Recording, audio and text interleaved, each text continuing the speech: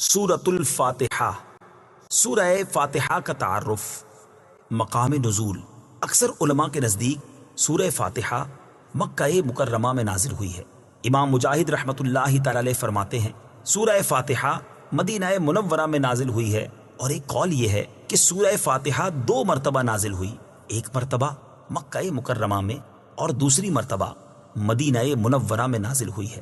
آیات، کلمات اور حروف کی تعداد، اس صورت میں ایک رکوع، 7 آیتیں، 27 کلمے اور 140 حروف ہیں۔ سورہ فاتحہ کے اسماء اور ان کی وجہ تسمیہ۔ اس سورت کے متعدد نام ہیں، اور ناموں کا زیادہ ہونا اس کی فضیلت اور شرف کی دلیل ہے۔ اس کے مشہور 15 نام یہ ہیں۔ نمبر 1، سورہ فاتحہ۔ سورہ فاتحہ سے قرآن پاک کی تلاوت شروع کی جاتی ہے، اور اسی سورت سے قرآن پاک لکھنے کی ابتدا کی جاتی ہے، اس لیے اسے فاتحۃ الکتاب یعنی کتاب کی ابتدا کرنے والی کہتے ہیں۔ نمبر 2، اس سورت کی ابتدا الحمدللہ سے ہوئی، اس مناسبت سے اسے سورۃ الحمد یعنی وہ سورت جس میں اللہ تعالیٰ کی حمد بیان کی گئی ہے کہتے ہیں۔ نمبر 3 اور 4، سورہ فاتحہ قرآن پاک کی اصل ہے، اس بنا پر اسے ام القرآن اور ام الکتاب کہتے ہیں۔ نمبر 5، یہ سورت نماز کی ہر رکعت میں پڑھی جاتی ہے، یا یہ سورت 2 مرتبہ نازل ہوئی ہے، اس وجہ سے اسے السبع المثانی یعنی بار بار پڑھی جانے والی یا ایک سے زائد مرتبہ نازل ہونے والی 7 آیتیں کہا جاتا ہے۔ نمبر 6، 7 اور 8، دین کے بنیادی امور کا جامع ہونے کی وجہ سے سورہ فاتحہ کو سورۃ الکنز، سورۃ الوافیہ اور سورۃ الکافیہ کہتے ہیں۔ نمبر 9 اور 10، شفا کا باعث ہونے کی وجہ سے اسے سورۃ الشفا اور سورۃ الشافیہ کہتے ہیں۔ نمبر 11، 12، 13، 14 اور 15، دعا پر مشتمل ہونے کی وجہ سے اسے سورۃ الدعاء، سورۃ تعلیم المسئلہ، سورۃ السؤال، سورۃ المناجات اور سورۃ التفویض بھی کہا جاتا ہے۔ سورہ فاتحہ کے فضائل۔ احادیث میں سورت کے بہت سے فضائل بیان کیے گئے، ان میں سے 4 فضائل بیان کرتا ہوں۔ نمبر 1، بخاری شریف کی حدیث ہے، حضرت ابو سعید بن معلا رضی اللہ تعالی عنہ فرماتے ہیں، میں نماز پڑھ رہا تھا تو مجھے نبی کریم صلی اللہ تعالی علیہ وسلم نے بلایا، لیکن میں نے جواب نہ دیا۔ جب نماز سے فارغ ہو کر بارگاہ رسالت صلی اللہ تعالی علیہ وسلم میں حاضر ہوا، میں نے عرض کی، یا رسول اللہ صلی اللہ تعالی علیہ وسلم، میں نماز پڑھ رہا تھا۔ تاجدار رسالت صلی اللہ تعالی علیہ وسلم نے ارشاد فرمایا، کیا اللہ تعالیٰ نے یہ نہیں فرمایا، استجیبوا للہ وللرسول اذا دعاکم، اللہ اور اس کے رسول کی بارگاہ میں حاضر ہو جاؤ جب وہ تمہیں بلائیں۔ پھر ارشاد فرمایا، کیا میں تمہیں تمہارے مسجد سے نکلنے سے پہلے قرآن کریم کی سب سے عظیم سورت نہ سکھاؤں؟ پھر آپ علیہ الصلوۃ والسلام نے میرا ہاتھ پکڑ لیا۔ جب ہم نے نکلنے کا ارادہ کیا تو میں نے عرض کی، یا رسول اللہ صلی اللہ تعالی علیہ وسلم، آپ نے فرمایا تھا کہ میں ضرور تمہیں قرآن مجید کی سب سے عظمت والی سورت سکھاؤں گا۔ ارشاد فرمایا، وہ سورت الحمدللہ رب العالمین ہے، یہی 7 مثانی اور قرآن عظیم ہے جو مجھے عطا فرمائی گئی۔ نمبر 2، مسلم شریف کی حدیث ہے، حضرت عبداللہ ابن عباس رضی اللہ تعالی عنہما فرماتے ہیں، ایک فرشتہ آسمان سے نازل ہوا اور اس نے سید المرسلین صلی اللہ تعالی علیہ وسلم کی بارگاہ میں سلام پیش کر کے عرض کی، یا رسول اللہ صلی اللہ تعالی علیہ وسلم، آپ کو ان 2 نوروں کی بشارت ہو جو آپ کے علاوہ اور کسی نبی کو عطا نہیں کیے گئے، اور وہ 2 نور یہ ہیں، نمبر 1 سورہ فاتحہ، نمبر 2 سورہ بقرہ کی آخری آیتیں۔ نمبر 3، حضرت ابی بن کعب رضی اللہ تعالی عنہ سے روایت ہے، حضور پر نور صلی اللہ تعالی علیہ وسلم نے ارشاد فرمایا، اللہ تعالیٰ نے تورات اور انجیل میں ام القرآن کی مثل کوئی سورت نازل نہیں فرمائی۔ نمبر 4، حضرت عبد الملک بن عمیر رضی اللہ تعالی عنہ سے روایت ہے، نبی کریم صلی اللہ تعالی علیہ وسلم نے ارشاد فرمایا، سورہ فاتحہ ہر مرض کے لیے شفا ہے۔ سورہ فاتحہ کے مضامین۔ اس سورت میں یہ مضامین بیان کیے گئے ہیں، نمبر 1، اس سورت میں اللہ تعالیٰ کی حمد و ثنا کا بیان ہے۔ نمبر 2، اللہ تعالیٰ کے رب ہونے، اس کے رحمان اور رحیم ہونے، نیز مخلوق کے مرنے کے بعد دوبارہ زندہ کیے جانے اور قیامت کے دن ان کے اعمال کی جزا ملنے کا ذکر ہے۔ نمبر 3، صرف اللہ تعالیٰ کے عبادت کا مستحق ہونے اور اس کے حقیقی مددگار ہونے کا تذکرہ ہے۔ نمبر 4، دعا کے آداب کا بیان اور اللہ تعالیٰ سے دین حق اور صراط مستقیم کی طرف ہدایت ملنے نیک لوگوں کے حال سے موافقت اور گمراہوں سے اجتناب کی دعا مانگنے کی تعلیم ہے۔ یہ چند وہ چیزیں بیان کی گئی ہیں جن کا سورہ فاتحہ میں تفصیلی ذکر ہے، البتہ اجمالی طور پر اس سورت میں بے شمار چیزوں کا بیان ہے۔ امیر المومنین حضرت علی المرتضیٰ کرم اللہ تعالی وجہہ الکریم فرماتے ہیں، اگر میں چاہوں تو سورہ فاتحہ کی تفسیر سے 70 اونٹ بھروا دوں۔ اعلیٰ حضرت امام احمد رضا خان علیہ رحمت الرحمن حضرت علی المرتضیٰ کرم اللہ تعالی وجہ الکریم کا یہ قول نقل کرنے کے بعد فرماتے ہیں، ایک اونٹ کئے یعنی کتنے ہی من کا بوجھ اٹھاتا ہے، اور ہر من میں کئے یعنی کتنے ہزار اجزاء ہوتے ہیں، ان کا حساب لگایا جائے تو یہ حساب سے تقریباً 25 لاکھ جز بنتے ہیں۔ یہ فقط سورہ فاتحہ کی تفسیر ہے۔ سورہ فاتحہ سے متعلق شرعی مسائل۔ نمبر 1، نماز میں سورہ فاتحہ پڑھنا واجب ہے۔ امام اور تنہا نماز پڑھنے والا اپنی زبان سے سورہ فاتحہ پڑھے گا، جبکہ مقتدی امام کے پیچھے خاموش رہے گا، اور جہری نماز میں اس کی قراءت بھی سنے گا، اور اس کا یہی عمل پڑھنے کے حکم میں ہے۔ اللہ تعالیٰ نے قرآن پاک میں تلاوت کے وقت مقتدی کو خاموش رہنے اور قراءت سننے کا حکم دیتے ہوئے ارشاد فرمایا، وَإِذَا قُرِئَ الْقُرْآنُ فَاسْتَمِعُوا لَهُ وَأَنصِتُوا لَعَلَّكُمْ تُرْحَمُونَ۔ ترجمہ، اور جب قرآن پڑھا جائے تو اسے غور سے سنو اور خاموش رہو تاکہ تم پر رحم کیا جائے۔ اور حضرت ابو موسیٰ اشعری رضی اللہ تعالی عنہ سے روایت ہے، حضور اقدس صلی اللہ تعالی علیہ وسلم نے ارشاد فرمایا، جب امام قراءت کرے تو تم خاموش رہو۔ ابن ماجہ کی ایک اور حدیث ہے، حضرت جابر بن عبداللہ رضی اللہ تعالی عنہ سے روایت ہے، نبی کریم صلی اللہ تعالی علیہ وسلم نے ارشاد فرمایا، جس شخص کا کوئی امام ہو تو امام کا پڑھنا ہی مقتدی کا پڑھنا ہے۔ ان کے علاوہ اور بہت سی احادیث میں امام کے پیچھے مقتدی کے خاموش رہنے کے بارے میں بیان کیا گیا ہے۔ امام اعظم کا مناظرہ۔ امام فخر الدین رازی رحمۃ اللہ تعالی علیہ فرماتے ہیں، مدینہ منورہ کے چند علماء امام ابو حنیفہ رضی اللہ تعالیٰ عنہ کے پاس اس غرض سے آئے کہ وہ امام کے پیچھے مقتدی کی قراءت کرنے کے معاملے میں ان سے مناظرہ کریں۔ امام ابو حنیفہ رضی اللہ تعالیٰ عنہ نے ان سے فرمایا، سب سے مناظرہ کرنا میرے لیے ممکن نہیں، آپ ایسا کریں کہ مناظرے کا معاملہ اس کے سپرد کر دیں جو آپ سب سے زیادہ علم والا ہے، تاکہ میں اس کے ساتھ مناظرہ کروں۔ انہوں نے ایک عالم کی طرف اشارہ کیا تو امام ابو حنیفہ رضی اللہ تعالیٰ عنہ نے فرمایا، کیا یہ تم سب سے زیادہ علم والا ہے؟ انہوں نے جواب دیا، ہاں۔ امام ابو حنیفہ رضی اللہ تعالیٰ عنہ نے فرمایا، کیا میرا اس کے ساتھ مناظرہ کرنا تم سب کے ساتھ مناظرہ کرنے کی طرح ہے؟ انہوں نے کہا، ہاں۔ امام ابو حنیفہ رضی اللہ تعالیٰ عنہ نے فرمایا، اس کے خلاف جو دلیل قائم ہوگی وہ گویا کہ تمہارے خلاف قائم ہوگی؟ انہوں نے جواب دیا، ہاں۔ امام ابو حنیفہ رضی اللہ تعالیٰ عنہ نے فرمایا، اگر میں اس کے ساتھ مناظرہ کروں اور دلیل میں اس پر غالب آ جاؤں تو وہ دلیل تم پر بھی لازم ہوگی؟ انہوں نے کہا، ہاں۔ امام ابو حنیفہ رضی اللہ تعالیٰ عنہ نے دریافت کیا، وہ دلیل تم پر کیسے لازم ہوگی؟ انہوں نے جواب دیا، اس لیے کہ ہم اسے اپنا امام بنانے پر راضی ہیں تو اس کی بات ہماری بات ہوگی۔ امام ابو حنیفہ رضی اللہ تعالیٰ عنہ نے فرمایا، ہم بھی تو یہی کہتے ہیں کہ جب ہم نے ایک شخص کو نماز میں اپنا امام مان لیا تو اس کا قراءت کرنا ہمارا قراءت کرنا ہے اور وہ ہماری طرف سے نائب ہے۔ امام ابو حنیفہ رضی اللہ تعالی عنہ کی یہ بات سن کر سب نے اقرار کر لیا کہ امام کے پیچھے مقتدی قراءت نہیں کرے گا۔ نمبر 2، نماز جنازہ میں خاص دعا یاد نہ ہو تو دعا کی نیت سے سورہ فاتحہ پڑھنا جائز ہے، جبکہ قراءت کی نیت سے پڑھنا جائز نہیں۔ بسم اللہ الرحمن الرحیم۔ ترجمہ، اللہ کے نام سے شروع جو نہایت مہربان رحمت والا ہے۔ بسم اللہ، اللہ کے نام سے شروع۔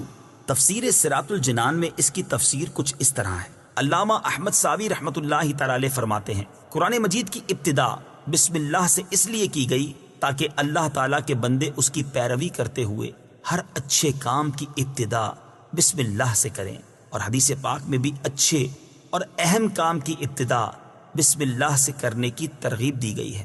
چنانچہ حضرت ابو ہریرہ رضی اللہ تعالی عنہ سے روایت ہے، حضور پر نور صلی اللہ تعالی علیہ وسلم نے ارشاد فرمایا، جس اہم کام کی ابتدا بسم اللہ الرحمن الرحیم سے نہ کی گئی تو وہ ادھورا رہ جاتا ہے۔ لہٰذا تمام مسلمانوں کو چاہیے کہ وہ ہر نیک اور جائز کام کی ابتدا بسم اللہ الرحمن الرحیم سے کریں، اس کی بہت برکت ہے۔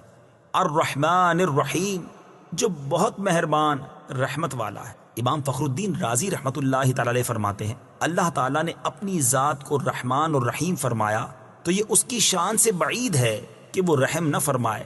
مروی ہے کہ ایک سائل نے بلند دروازے کے پاس کھڑے ہو کر کچھ مانگا تو اسے تھوڑا سا دے دیا گیا۔ دوسرے دن وہ ایک کلاڑا لے کر آیا اور دروازے کو توڑنا شروع کر دیا۔ اس سے کہا گیا کہ تو ایسا کیوں کر رہا ہے؟ اس نے جواب دیا، تو دروازے کو اپنی عطا کے لائق کر یا اپنی عطا کو دروازے کے لائق بنا۔ اے ہمارے اللہ عز و جل، رحمت کے سمندروں کو تیری رحمت سے وہ نسبت ہے جو ایک چھوٹے سے ذرے کو تیرے عرش سے نسبت ہے، اور تو نے اپنی کتاب کی ابتدا میں اپنے بندوں پر اپنی رحمت کی صفت بیان کی، اس لیے ہمیں اپنی رحمت اور فضل سے محروم نہ رکھنا۔ بسم اللہ سے متعلق چند شرعی مسائل۔ علماء کرام نے بسم اللہ سے متعلق بہت سے شرعی مسائل بیان کیے ہیں، ان میں سے چند بیان کرتا ہوں۔ نمبر 1، جو بسم اللہ ہر سورت کے شروع میں لکھی ہوئی ہے یہ پوری آیت ہے، اور جو سورہ نمل کی آیت نمبر 30 میں ہے وہ اس آیت کا ایک حصہ ہے۔ نمبر 2، بسم اللہ ہر سورت کے شروع کی آیت نہیں ہے بلکہ پورے قرآن کی ایک آیت ہے، جسے ہر سورت کے شروع میں لکھ دیا گیا تاکہ دو سورتوں کے درمیان فاصلہ ہو جائے۔ اسی لیے سورت کے اوپر امتیازی شان میں بسم اللہ لکھی جاتی ہے، آیات کی طرح ملا کر نہیں لکھتے، اور امام جہری نمازوں میں بسم اللہ آواز سے نہیں پڑھتا۔ نیز حضرت جبریل علیہ الصلوۃ والسلام جو پہلی وحی لائے اس میں بسم اللہ نہ تھی۔ نمبر 3، تراویح پڑھانے والے کو چاہیے کہ وہ کسی ایک سورت کے شروع میں بسم اللہ آواز سے پڑھے تاکہ ایک آیت رہ نہ جائے۔ نمبر 4، تلاوت شروع کرنے سے پہلے اعوذ باللہ من الشیطان الرجیم پڑھنا سنت ہے، لیکن اگر شاگرد استاد سے قرآن مجید پڑھ رہا ہو تو اس کے لیے سنت نہیں۔ نمبر 5، سورت کی ابتدا میں بسم اللہ پڑھنا سنت ہے ورنہ مستحب ہے۔ نمبر 6، اگر سورہ توبہ سے تلاوت شروع کی جائے تو اعوذ باللہ اور بسم اللہ دونوں کو پڑھا جائے، اور اگر تلاوت کے دوران سورہ توبہ آ جائے تو بسم اللہ پڑھنے کی حاجت نہیں۔ الحمد للہ رب العالمین۔ ترجمہ، سب تعریفیں اللہ کے لیے ہیں جو تمام جہان والوں کا پالنے والا ہے۔ الحمدللہ، سب تعریفیں اللہ کے لیے ہیں۔ تفسیر صراط الجنان میں اس کی تفسیر کچھ اس طرح ہے، یعنی ہر طرح کی حمد اور تعریف کا مستحق اللہ تعالیٰ ہے، کیونکہ اللہ تعالیٰ کمال کی تمام صفات کا جامع ہے۔ حمد اور شکر کی تعریف۔ حمد کا معنی ہے کسی کی اختیاری خوبیوں کی بنا پر اس کی تعریف کرنا، اور شکر کی تعریف یہ ہے کہ کسی کے احسان کے مقابلے میں زبان، دل یا اعضاء سے اس کی تعظیم کرنا۔ اور ہم چونکہ اللہ عز و جل کی حمد عام طور پر اس کے احسانات کے پیش نظر کرتے ہیں، اس لیے ہماری یہ حمد شکر بھی ہوتی ہے۔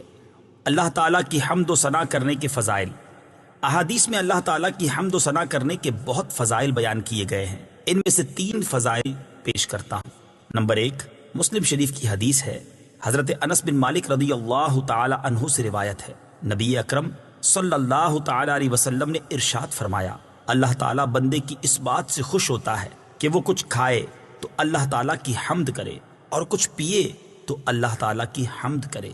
نمبر 2، ابن ماجہ کی حدیث ہے، حضرت جابر بن عبداللہ رضی اللہ تعالی عنہ سے روایت ہے، حضور پر نور صلی اللہ تعالی علیہ وسلم نے ارشاد فرمایا، سب سے افضل ذکر لا الہ الا اللہ ہے، اور سب سے افضل دعا الحمدللہ ہے۔ نمبر 3، ابن ماجہ ہی کی حدیث ہے، حضرت انس بن مالک رضی اللہ تعالی عنہ سے روایت ہے، حضور اقدس صلی اللہ تعالی علیہ وسلم نے ارشاد فرمایا، جب اللہ تعالیٰ اپنے بندے پر کوئی نعمت نازل فرماتا ہے اور وہ نعمت ملنے پر الحمدللہ کہتا ہے تو یہ حمد اللہ تعالیٰ کے نزدیک اس دی گئی نعمت سے زیادہ افضل ہے۔ حمد سے متعلق شرعی حکم۔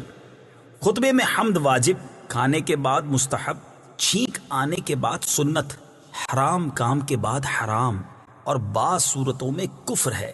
للہ، اللہ کے لیے۔ اللہ اس ذات اعلیٰ کا عظمت والا نام ہے جو تمام کمال والی صفتوں کی جامع ہے۔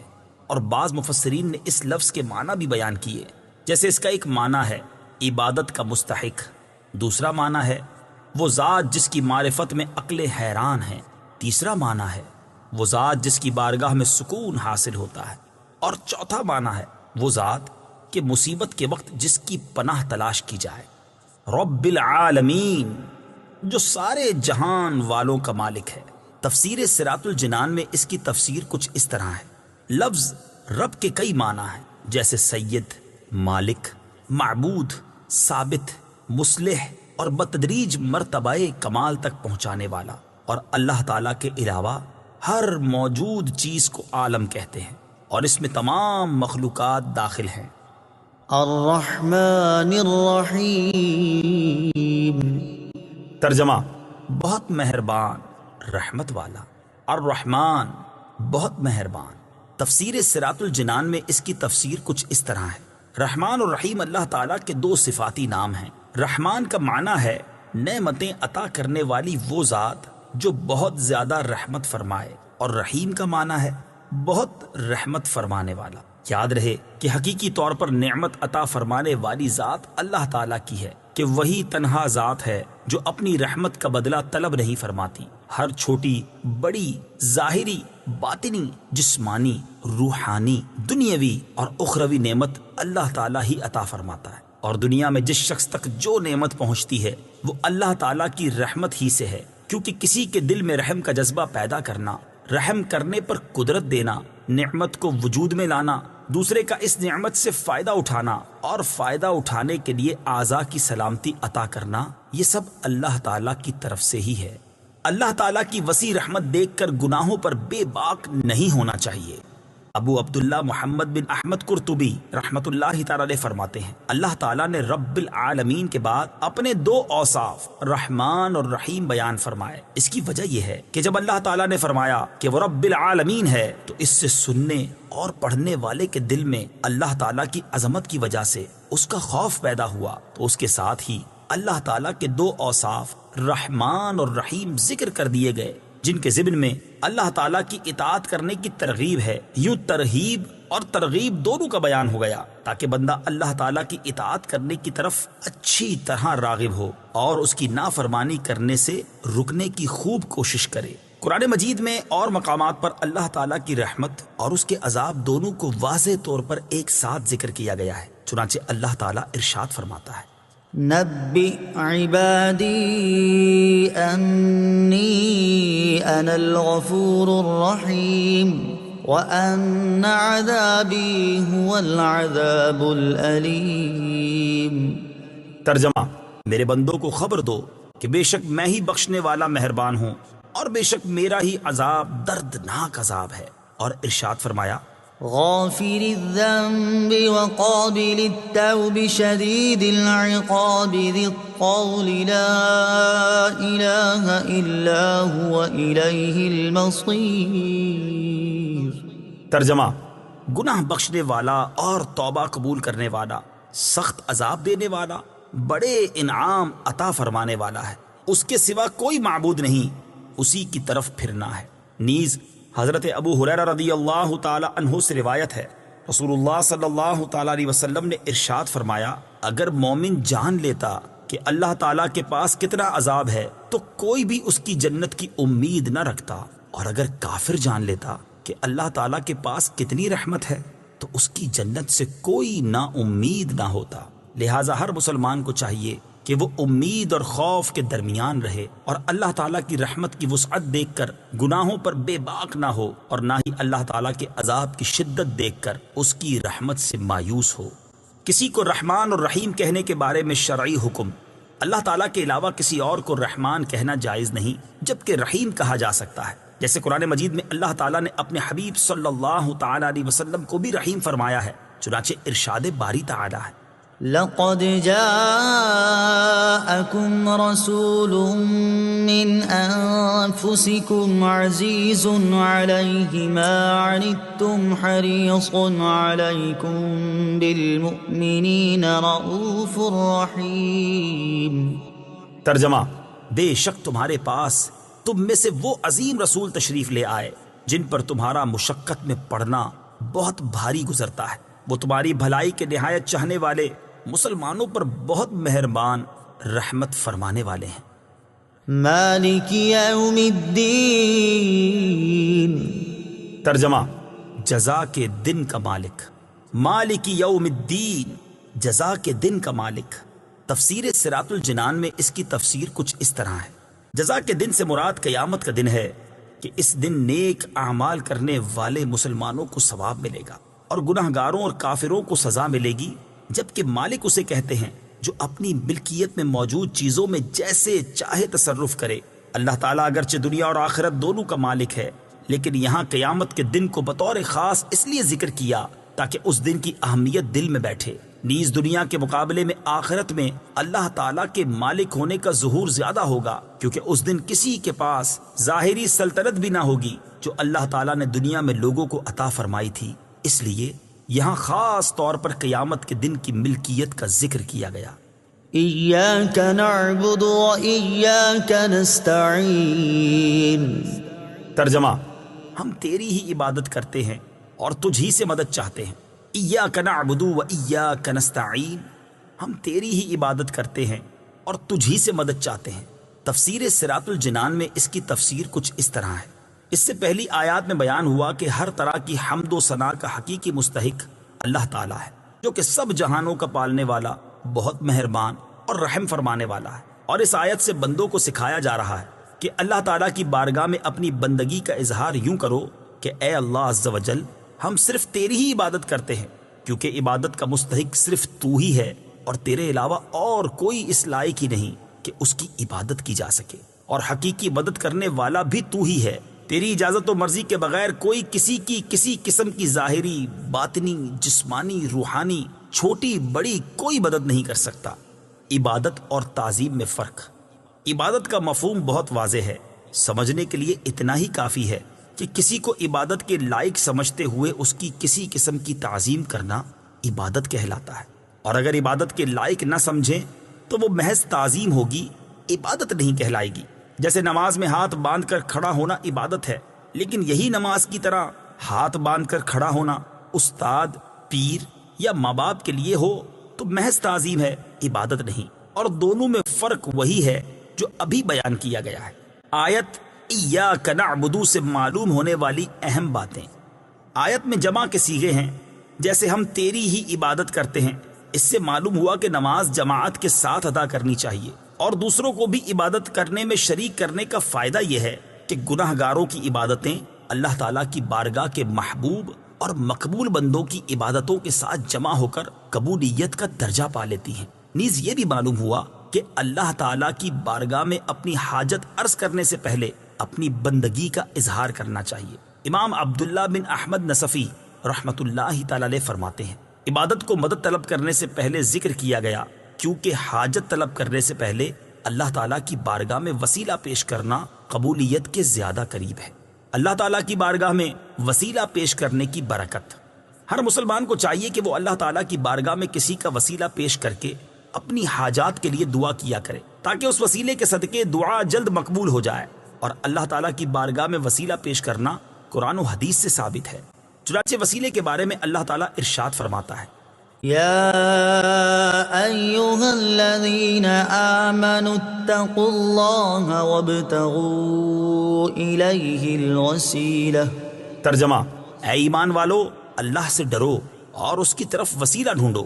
اور سنن ابن ماجہ میں ہے کہ ایک نابینا صحابی بارگاہ رسالت صلی اللہ تعالیٰ علیہ وسلم میں حاضر ہو کر دعا کے طالب ہوئے، تو آپ صلی اللہ تعالیٰ علیہ وسلم نے انہیں اس طرح دعا مانگنے کا حکم دیا، اللهم إني أسألك وأتوجه إليك بمحمد نبي الرحمة يا محمد إني قد توجهت بك إلى ربي في حاجتي هذه لتقضى اللهم فشفعه في۔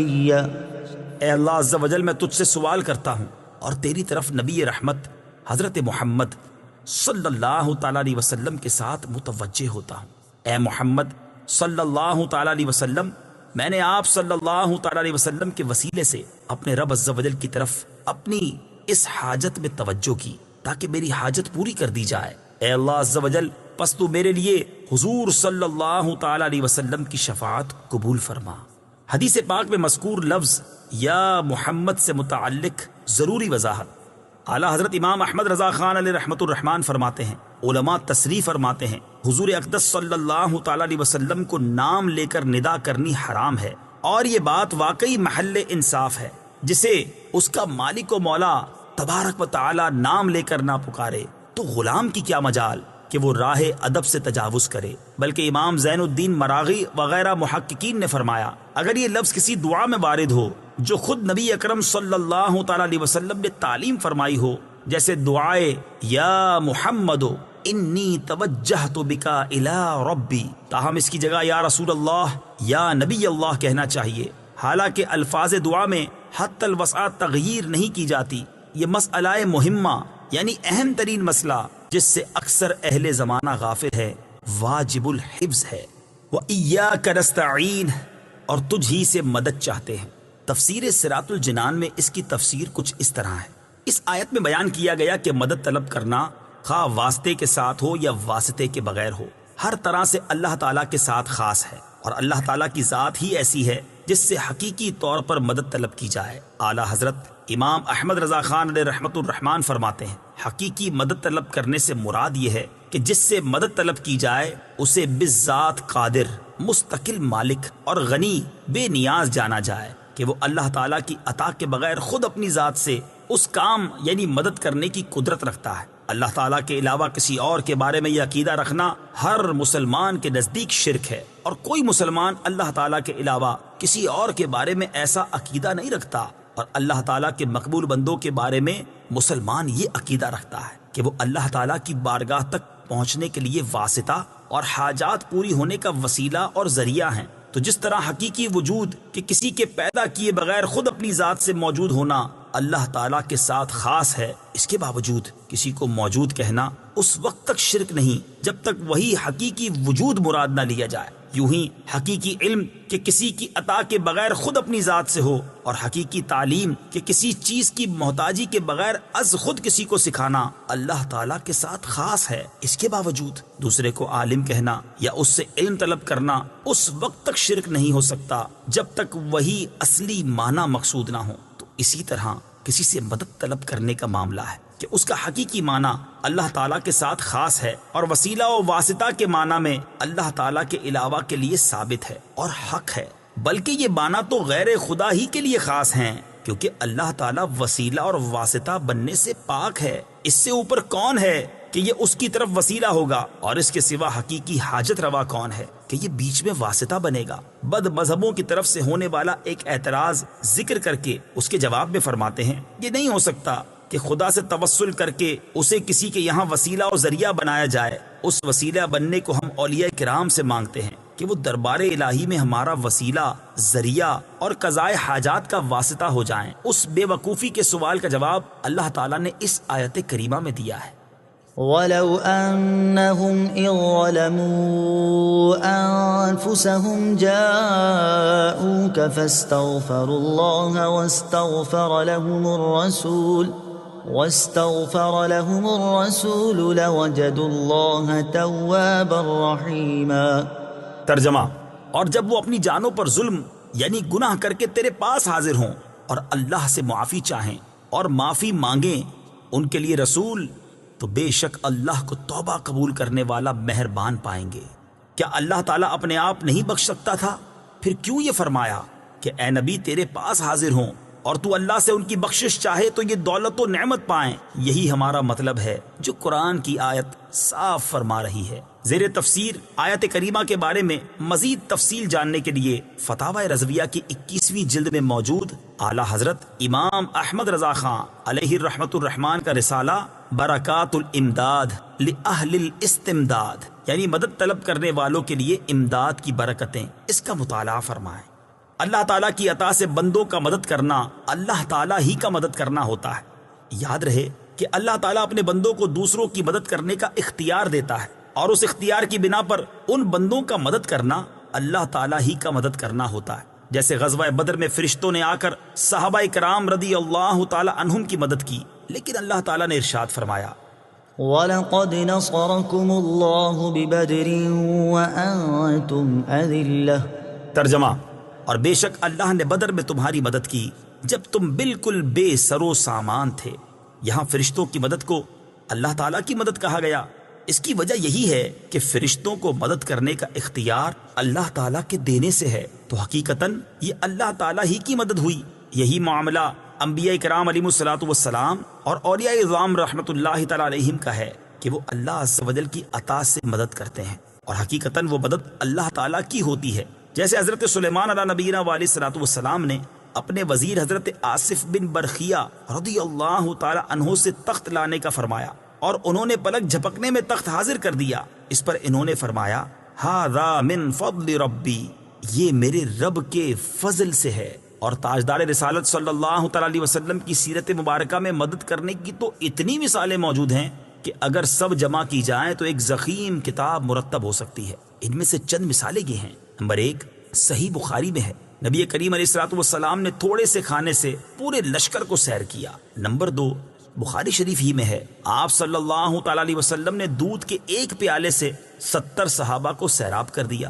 نمبر 3 یہ بھی بخاری شریف میں ہے، انگلیوں سے پانی کے چشمے جاری کر کے 1400 یا اس سے بھی زائد افراد کو سیراب کر دیا۔ نمبر 4 لعاب دہن سے بہت سے لوگوں کو شفا عطا فرمائی، اور یہ تمام مددیں چونکہ اللہ تعالیٰ کی عطا کردہ طاقت سے تھی، لہٰذا سب اللہ تعالیٰ کی ہی مددیں ہیں۔ اس بارے میں مزید تفصیل کے لیے فتاوی رضویہ کی 30ویں جلد میں موجود اعلیٰ حضرت امام اہل سنت مولانا شاہ امام احمد رضا خان علیہ رحمت الرحمان کے رسالے الامن والعلا لناعت المصطفیٰ بدافع البلا، یعنی نعت مصطفیٰ صلی اللہ تعالی علیہ وسلم بیان کرنے والوں کے لیے انعامات کا مطالعہ فرمائیے۔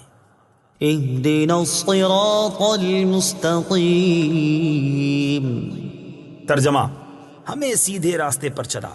اہدنا الصراط المستقیم، ہمیں سیدھے راستے پر چلا۔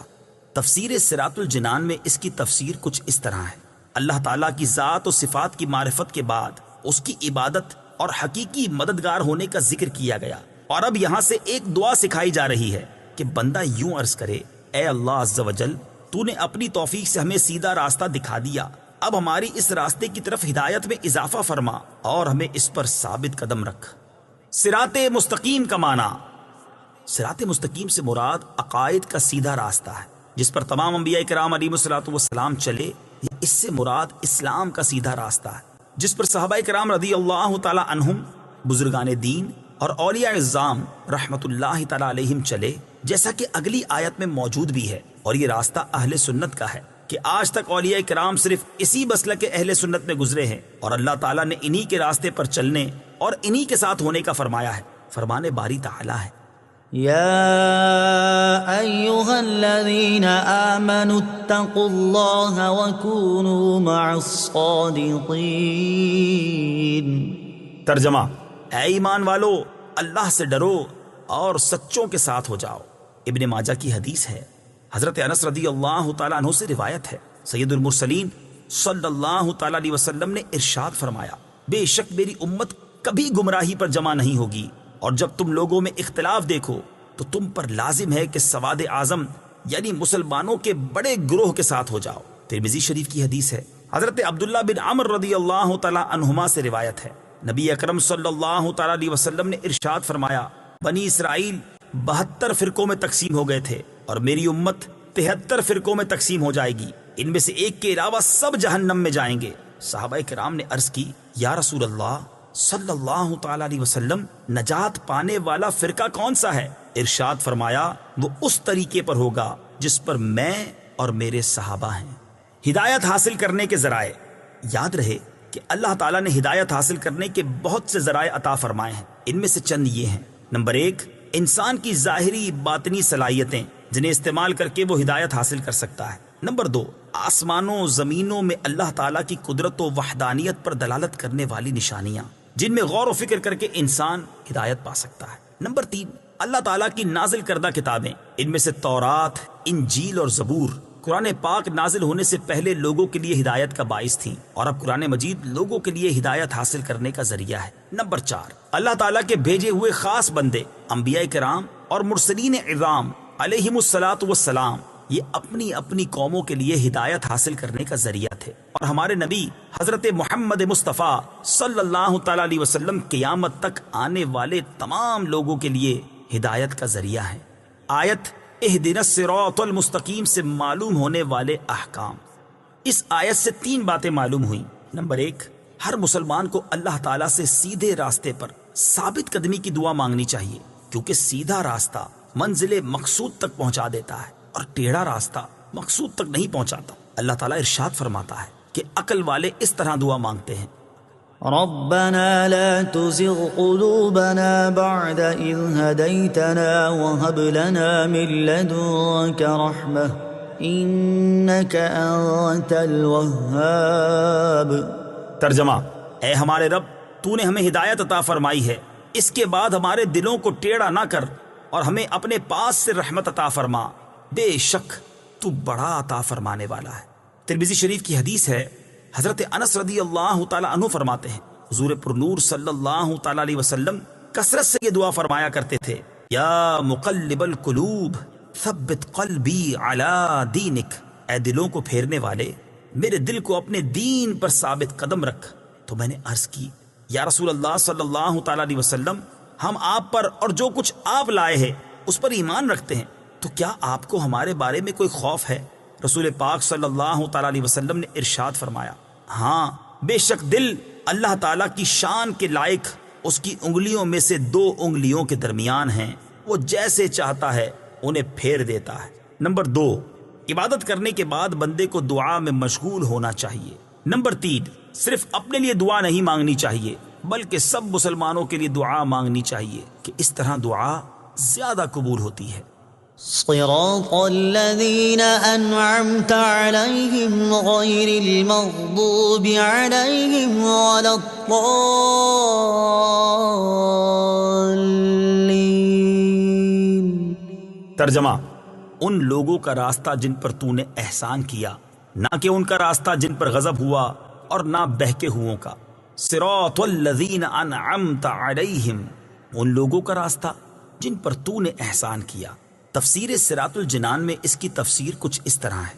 یہ جملہ اس سے پہلی آیت کی تفسیر ہے کہ صراط مستقیم سے مراد ان لوگوں کا راستہ ہے جن پر اللہ تعالیٰ نے احسان و انعام فرمایا، اور جن لوگوں پر اللہ تعالیٰ نے اپنا فضل و احسان فرمایا ہے ان کے بارے میں ارشاد فرماتا ہے: ومن يطع الله والرسول فأولئك مع الذين أنعم الله عليهم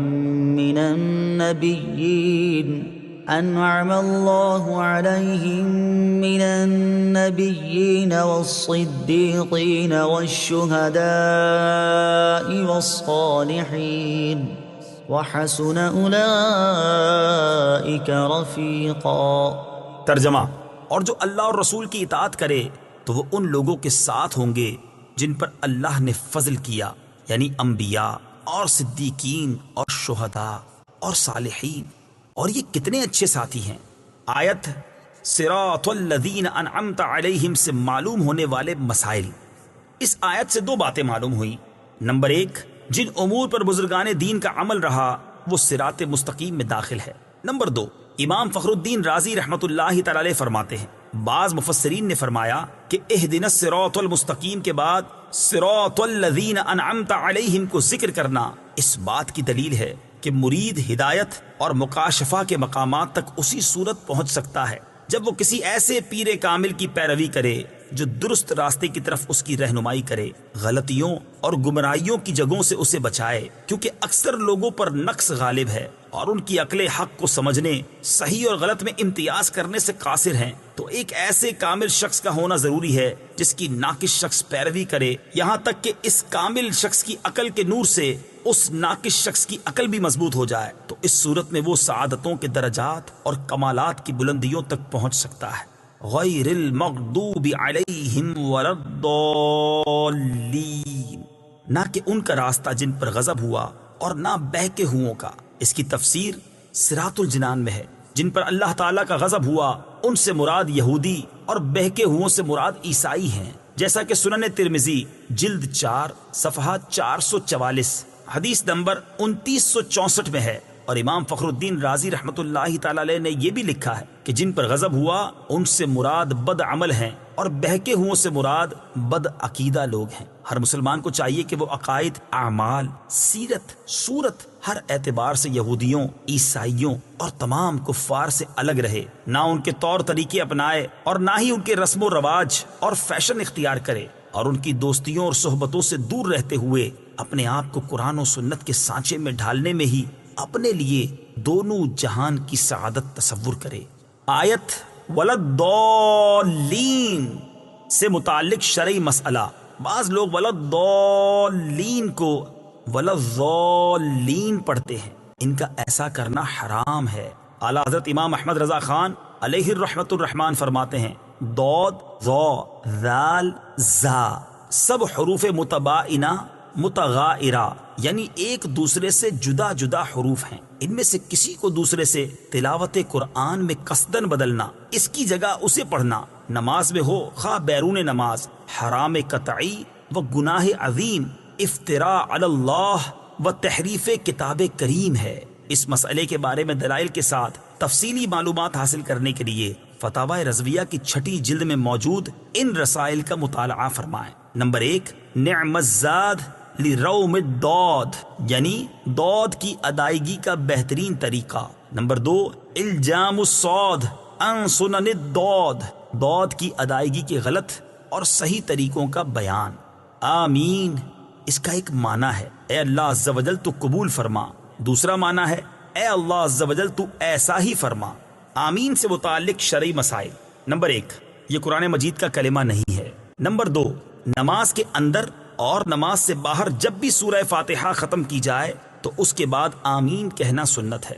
نمبر 3، احناف کے نزدیک نماز میں آمین بلند آواز سے نہیں بلکہ آہستہ کہی جائے گی۔ صدق اللہ العظیم۔